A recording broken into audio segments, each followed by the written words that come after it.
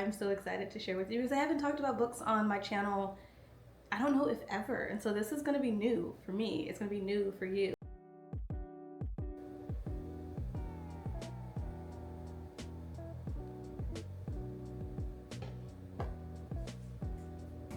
Hola beloveds, and welcome back to my channel, Pen of the Beloved, the dwelling place for creators. So today's video is going to be a little different. Instead of a vlog, I want to do a video of all the books that I want to read this year because I haven't done a bookish video in a really long time. So one of my goals this year is obviously to read more. It's kind of like a goal every year, but a while ago, maybe like almost 10 years ago, my twin sister and I had a booktube channel called Sunny Magnolias, which we want to do something different with that, but like we were reading all the time. We had like book clubs with our friend group, and so we were constantly like reading everything all the time, and it was like the best feeling ever.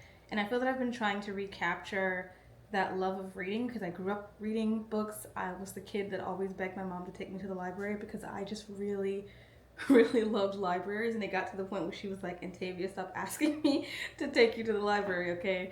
And so it was, reading has always been a very relaxing and fun and motivating thing for me to do, especially as a writer.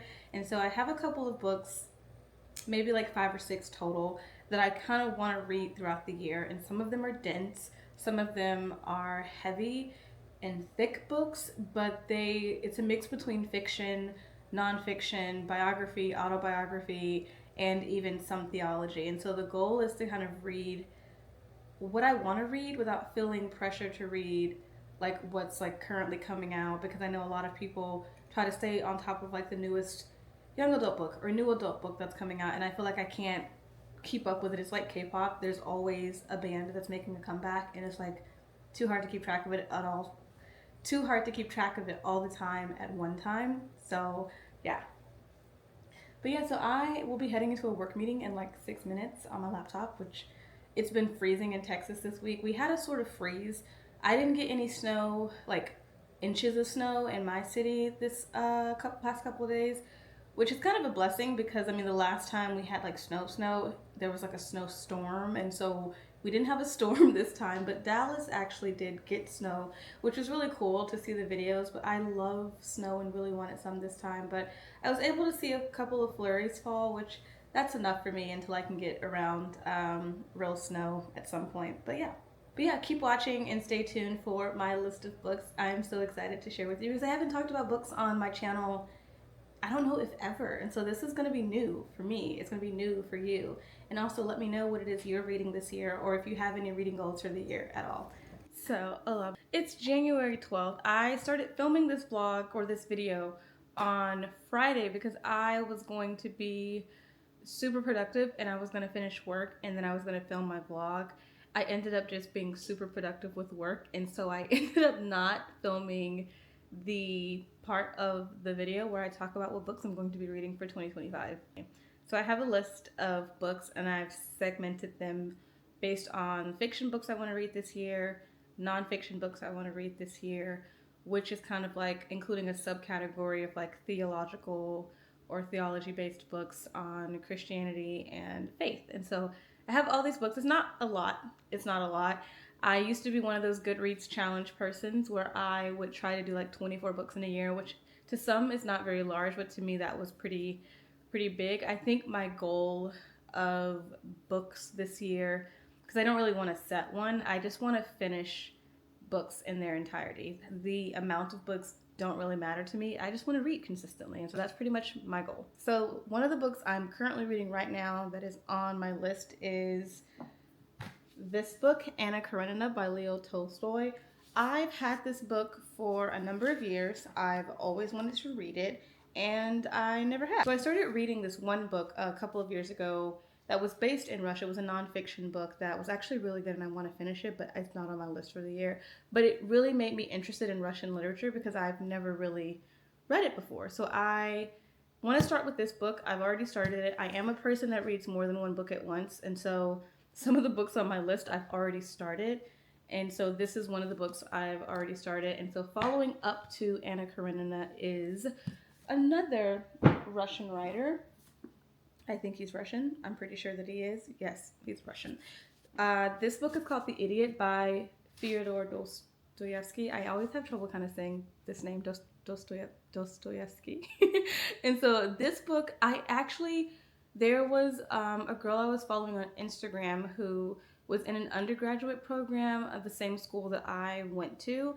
And I think she took a Russian literature class. And I remember she actually posted about this one, and I believe the brothers Karamazov, I think I'm saying that correctly, and it piqued my interest, and I went to Barnes and Noble one day, or Amazon, I can't remember which one, and I ordered this book about 2 years ago, never started it, so this one is also on my list. Basically, it is about money, power, manipulation. Ooh, it says that the scandal ends up escalating to murder, so yeah, it's basically kind of, some people are saying it's the antithesis to Crime and Punishment, which focused on a guilty man. The Idiot focuses on pure innocence, and so that's going to be a man of pure innocence. And so I'm excited to read this one as well. And also the book just feels really soft. I love a paperback book that kind of flops and it's not like really sturdy and hard. And so I just really liked holding this book. It's very comforting. So those are my Russian literature books. The other books, other fiction books I have on my list are another book that I've already started. This book is Not Without Laughter by Langston Hughes. I actually ended up buying this book because I thought it was another Langston Hughes book that I remember starting in middle school. There was this one brief period where my school didn't have a library, and I remember being sorely disappointed because I was like, what do you mean we don't have a library for the whole freaking year? So apparently they were remodeling the library, and there were very, very few books that we could check out. And I remember there was like this one Amish fiction book I ended up reading because I was like obsessed with Amish fiction. And there was an autobiography called I Wonder as I Wander. So that's the name of the book. So I bought this book thinking it was I Wonder as I Wander, which was about Langston Hughes' experiences traveling at this one point in his life. I think he was a young adult. He'd ended up traveling to Cuba and other countries because obviously America was in shambles for Black people. Some would say that it still is. But that's where he was. And I remember reading that book and I never finished it and I loved it. And it was me reading about him being in Cuba that really made me fall in love with his work, even though I didn't quite understand the scope of Langston Hughes's of his literature.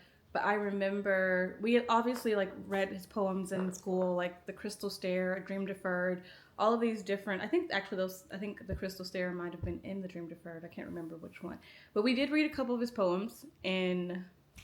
Talking way too fast. But we read a couple of his poems in middle school, junior high school.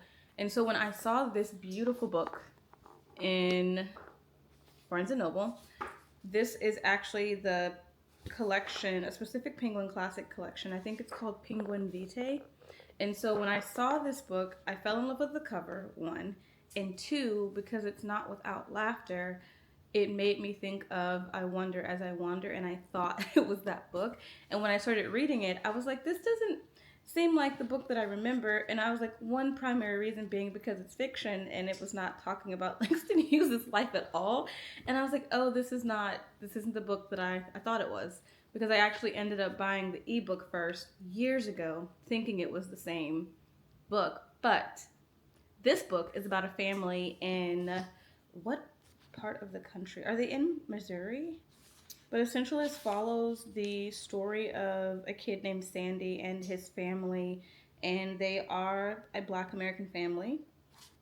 They're in a small town in Kansas called Stanton, and it focuses on the importance of Black music, Black life, and the beauty of Black language.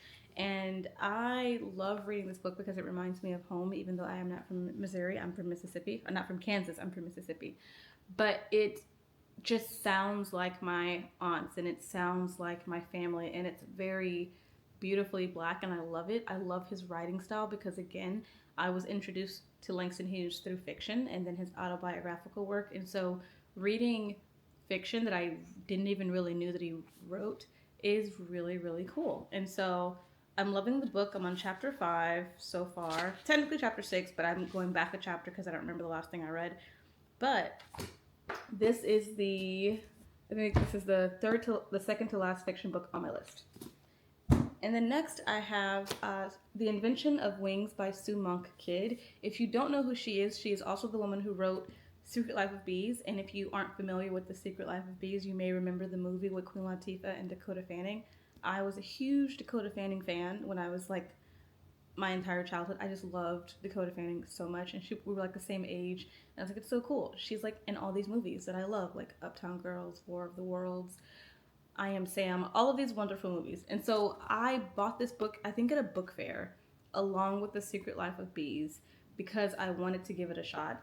I tried reading this in 2020. This book does deal with racism and actually slavery. It's inspired by a part historic figure of an abolitionist and a suffragette named Sarah Grim. So I am hoping that I can get through this book. It's on my list. It's not a priority on my list, but who knows, maybe I'll read it before the end of 2025. All right, so now we are moving on to nonfiction. So a couple of my nonfiction books are on my Kindle, so I will be including photos of the covers of these books somewhere on this video. But the first book, which is another book I've already started, is called In Search of Our Mother's Gardens by Alice Walker. I am in love with this book. It is a collection of essays by Alice Walker detailing her experiences through various moments of her life, her love for Zora Neale Hurston, who was another prolific Black writer who wrote Their Eyes Were Watching God and a series of other books and poems and just beautiful, beautiful literature. And she also talks about her time as a professor. She talks about her time discovering other Black writers because she grew up at a time where, you know, we have Zora Neale Hurston and we have Toni Morrison's and all of the Black writers that we know and love. But as Alice Walker was growing up, that was a landscape that was very different than what we have now. And so this collection of essays primarily focuses on Black women and womanism, which is a subset of, you can define it as a subset of feminism. Womanism was created out of a response to the lack of representation and the lack of space for Black women in the feminist movement. And this book was actually one that I used to write my senior paper for in undergrad, focusing on Black women identity and creative expression. And so I started reading this book then. And there's a whole story behind why I never finished it, but reading it now has been the best like reading experience. I am loving every single essay in this book, and I cannot wait to read more of it. And so that book is what I'm super excited to finish. It's so good. And if you love literary essays, if you love reading collections of essays in one book, it's the best thing to read. Especially if you want to know more about Black women writers, if you want to know more about womanism, if you want to understand a bit more deeply about what it was like to be a writer in the South, specifically a Black writer, it's a very interesting read, and I can't wait to finish it. So while we're on the topic of Alice Walker, we're going to kind of jump over into another section of books that I plan on reading this year, which are also nonfiction. So one of the ones that I may or may not read is called Why I'm No Longer Talking to White People About Race. As you can see, I've already started reading this one. And this book is written by Rini Edo-Lodge. She is I want to say a British writer, actually. And it explores everything from eradicated Black history to the political purpose of white dominance, from whitewashed feminism, which we just talked about, to the inextricable link between class and race. And so this book is very interesting because it does come from the perspective of Blackness from a UK perspective, and not so much so, at least not yet, the American perspective that I'm very familiar with. And so as I was reading this book, there was so much that I didn't know, and it reminds me of these films that came out in 2020. I believe it was like, actually I'm going to look it up because I don't want to say it wrong. So there was an anthology film series by Steve McQueen called Small Acts, which focuses on Black immigrants who came from the West Indies and from the islands. And it basically is a collection of 5 5 movies inspired by real life events about ordinary people showing courage, belief, and resilience to overcome injustice. So, as I was reading the beginning of this book, I was reminded of the Small Axe series because it reminded me of the scope of blackness that exists on a global scale and how my experience as a black American, my ancestors' experiences as black Americans, although very, very similar, there's still so much history that I don't know that isn't the perspective of America, which is very interesting and very insightful to know, and also just really um, inspiring to see how other people on the other side of the world are responding to very similar issues rooted in white supremacy or white delusion, if you will, and how dismantling that affects all of us. So, yeah, very interesting read with primarily white teachers teaching about Black history. We had Black history programs every year, but one of the things we did not really learn about were the Black Panthers and how the existence of this group changed the course for a lot of black people in America, how it shifted how collective communities can create change and create an environment where we really can be there for each other on a very communal and large scale. Like one cool fact that I always love to say is that the one of the reasons we have free breakfast programs in schools is because the Black Panther Party actually started a free breakfast program because kids did not have food in the morning, and so they were like, we're going to start this program so we can feed kids and then they can go to school and not be hungry. And that is why we have breakfast programs now, because the government was like, they killed all the Black Panthers off for the most part and dismantled the group. And so then the ideas that this group created, the government was kind of like, we'll do that too now. And so I've been wanting to read more books about Black history because I think it's just important. It's important to know. Assata Shakur was a part of the Black Panther Party, and the only thing I ever knew about her, she is still alive by the way, is that she was accused of murder of a highway patrolman, I believe. Alexa, stop timer. She was accused of murder of a highway patrolman, I believe, in New Jersey. And to this day, people speculate that she didn't do it, that she did do it. But she ended up seeking asylum in Cuba, which is where she currently resides today. And so I'm very excited to read this book because there's just so much about the Black Panther Party that I want to know and I'm unfamiliar with. And so, yeah. And following up with that, since we're on the theme of Black Panther Party, the next book on my list is The Assassination of Fred Hampton. So Fred Hampton was one of the leaders of the Black Panther Party, I believe, in Chicago. He was assassinated by the FBI and he was only 21 years old. And he was a very, very prominent figure in the community. And so the full title of this book is The Assassination of Fred Hampton: How the FBI and Chicago Police Murdered Fred Hampton. And I actually came across this book because I saw someone talk about some of the most influential books that they read, and they pulled this book off their bookshelf. And I just was like, I didn't know about this book. I didn't know about Fred Hampton, to be honest. And so I remember when the movie Judas and the Black Messiah came out, that movie focused on his life and his contributions to the Black community as a whole, his contributions to the Chicago community, and how the FBI really did work to um, kind of dismantle from the inside out the Black Panther Party, Black collectivist groups, and to basically try to cripple the Black community so that they could try and halt progress. And so one of the interesting things about the Black Panther Party, if you ever heard power to the people, they also had another phrase called power to all people. And one of the things that Fred Hampton in the Black Panther Party in general had was another kind of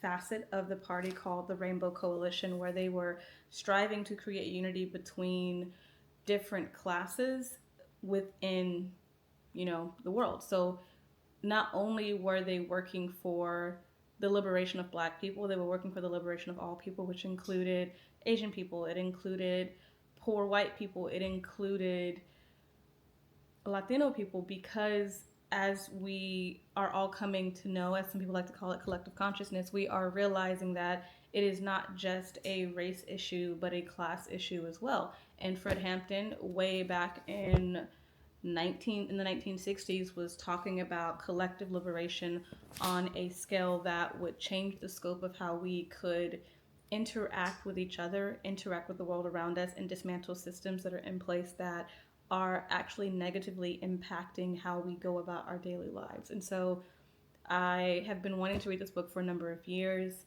The movie really did inspire me to read it.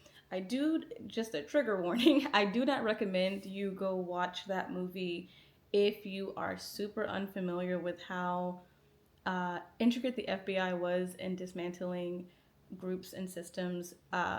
It was very hard to watch. I'm not gonna lie, it was very hard to watch, and even thinking about that movie just makes me sad. So, reading this book is going to be interesting. I may have to take it slow, but yeah. Okay, so some of the other books on my list, these are the last two books, are nonfiction books as well, but from a theological perspective. So one book on my list is The Celebration of Discipline by Richard Frost. This is another book that I started in college, and it was for, I went to a private Christian university, so this book was for, I believe, a class called Spirit Empowered Living, and it focuses on essentially daily practices that can aid in better holistic like living for Christians. And so the focus of the celebration of discipline is to talk about the things that we don't really kind of engage in as a community as a whole. Obviously, one of those things is like prayer, it's fasting, it's also like meditation, because I know a lot of people in the Christian community, when they hear meditation, they automatically think of something else. But even the Bible does say to meditate on the Word of God day and night. And so there is an element of learning how to sit in quiet, learning how to embed these practices into our faith walk so that we can be better human beings as a whole and better connected to Jesus and Holy Spirit and God. And so I've wanted to read that book. I actually have already started reading that one again as well. And that's an ebook that I have on my list to read. Another book on my list is called The Lost Art of Practicing His Presence. It is based off of another book called The Art of Practicing His Presence by Brother Lawrence, who was I don't think he was like a monk or something like that, but he wrote this very small book about what does it look like to put into practice, being in the presence of God. It's very similar because I do think, especially in the Western culture of how Christianity has shaped out to be, it is not very positive in a lot of ways. It is not actually very biblical. It is not very Christ-like and does not follow the precepts and the disciplines of Christ. And so I want to read these books because I just want to have a stronger relationship with God and also understand how to be a calmer and more focused person when it comes to my faith. I think we can all benefit from more quiet and all benefit from learning how to live intentionally and slowly. And I think that The Celebration of Discipline and The Lost Art of Practicing His Presence are books that can kind of help me do that. So I don't know how many books that is in total. I think it's around, 8 books. Yeah. So that's about 8 books. I was going to try it and be that person that's like, I'm going to read one book a month. But what I might do is try to spread one book over the course of 2 months to give myself time. Because, prime example, Anna Karenina is a thick book. And so I'm not going to try to force myself to read this book in a month. But one of the things, going back to focus, going back to contemplative and meditation, I do think reading is also a really good practice to have because it does help me feel like time is slower. I don't know about y'all, but sometimes I can spend hours on TikTok, which is time that I can spend reading a book. It's time I can spend writing on my novel. It's time that I can spend doing a lot of other things. And don't get me wrong, I love TikTok. I am still praying that the ban does not happen because I don't want them to ban the app. But anyways, beside the point. These are the books that I have on my list for 2025. I hope that they've encouraged you to kind of start your own list of books that you can read for the year. If you're looking into reading more this year like I am, I think these are some great books to start with, especially if you're wanting to read more books about race, more books about women, more books about all of those cool, intricate details that I've been interested in because I always want to learn more about Black people because I love Black people and I love being Black. So that's probably why a lot of my books are focusing on that. Yeah, so these are my books. Let me know what you're reading for 2025. I'd love to see what's on your list because I can add them to my list. And if I finish all my books ahead of time, then I'll need more books to read. Also, one cool thing that I want to point out. So all of the books that I have uh-oh, are books that I currently own. And one of the things, as you can see, I have a lot of books. And that's not all the books I have because there's books behind the books, and I still have a box somewhere else full of books.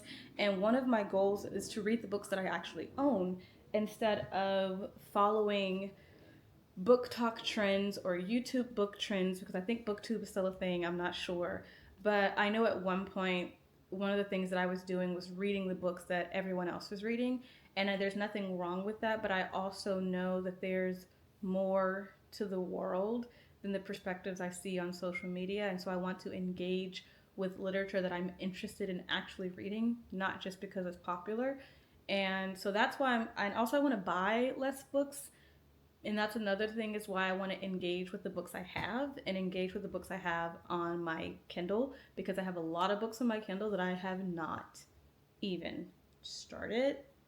I have books back here that I have not even started. And so yeah, and I'm not putting myself on like a no book spend or anything like that. I don't think it's that deep. But I just realized that I have so much literature at my hands that I'm not just reading. And so, yeah. But if you enjoyed this video, if you want more videos like this, let me know. And don't forget to like, comment, and subscribe. I'm almost to 300 subscribers, which is absolutely amazing. And I'm so grateful for each and every one of you for watching my videos, because if I didn't have viewers, I would be talking to an ether and the internet, which would be fine. But I'm glad you're here. And so yeah, subscribe, become a part of the beloved community, and I will see you in my next video. Stay creative and goodbye.